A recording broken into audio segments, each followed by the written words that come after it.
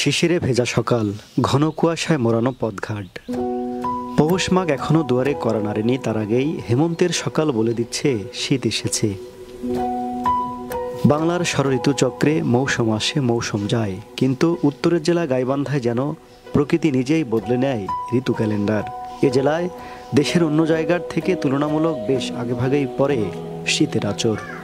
হিমালয়ের পাশাপাশি আমাদের জেলাটা হয়, গাইবান্ধা জেলা হয়, শীতটা আগে ভাগেই আমাদেরকে দাওয়াত দেয়, যার কারণে শীতের অনুভবটা আমরা আগে থেকেই বুঝতে পেরেছি। আমাদের ঠান্ডাটা মোটামুটি বোঝাই যাচ্ছে আমাদের শরীরের মধ্যে কিভাবে প্রভাব ফেলতেছে, ফলে আমরা শীতের পোশাক পরে আমরা প্রোটেকশন হিসেবে চলাফেরা করতেছি।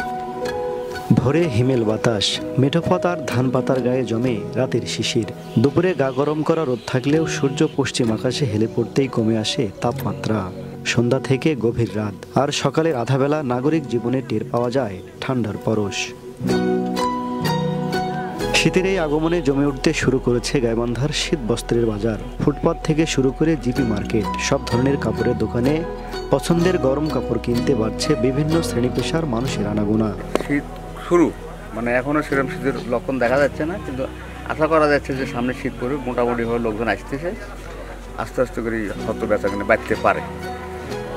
এখন টুকটাক করে বেচা হচ্ছে, কিন্তু সামনে আশা করা যায় সপ্তাহখানেক পরে আশা করা যায় বিক্রি বাড়বে। শীতের আগমন মানেই আরেক রঙিন উৎসব, পিঠার মৌসুম। শীত মৌসুমে জেলা শহরের বিভিন্ন সড়কে সন্ধ্যা নামলেই জ্বলে ওঠে পিঠার দোকানের চুলা। ভাপা, চিতই সহ ঝাল মিষ্টি হরেক রকমের পিঠার ঘ্রাণে ভরে যায় রাতের হাওয়া। শীতের সঙ্গে মানুষের মিতালি তা যেন ধরা পড়ে পিঠার ধোঁয়াতেই। আসলে শীত আসলে দেখা যায় যে নানা আরেক ধরনের একটা উৎসব জাগ্রত হয়। শীতের দিনে দেখা যায় যে আমরা বিভিন্ন ধরনের পিঠা, পুলি, পায়েস একদম গরম গরম খেতে পারি। আর দেখা যায় যে পিঠার স্বাদটা অন্যরকম লাগে।